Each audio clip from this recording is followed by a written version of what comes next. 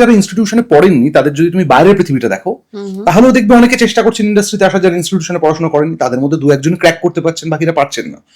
এরকম কোনো মেথড অথবা রুল নেই। এবার প্রশ্নটা হচ্ছে ভড়ংবাজিটা কিরকম? এই ইনস্টিটিউশনের নামে প্রচুর মানুষকে ঠকায়, ঠিক, অনেক টাকা নিয়ে কিছুই হয়তো শেখায় না, কিন্তু সেই ভড়ংবাজি কোন ফিল্ডে নেই? সর্বত্রই আছে। আমার যেটা ব্যক্তিগতভাবে মনে হয়, অভিনয় খুবই একটা ইনস্টিংক্টিভ ব্যাপার।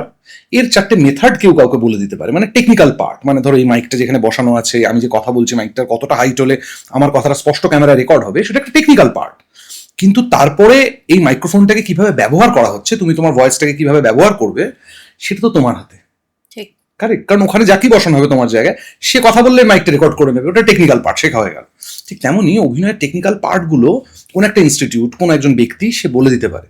তারপরে সে কতদূর যাবে সেটা একটা ইনস্টিংক্ট। সেটা এত বছর ধরে, এই লাস্ট 5-6 বছর ধরে সিনেমা বানানোর সুবাদে অনুসুয়াদির থেকে, শঙ্করদার থেকে, একদম নতুন যে ছেলেটি মেয়েটি অভিনয় করছে তাদের সাথে ওয়ার্কশপ করার সুবাদে আমি বলতে পারি যে এটার কোনো নির্দিষ্ট মেথড অথবা কোনো রুল বুক হয় না।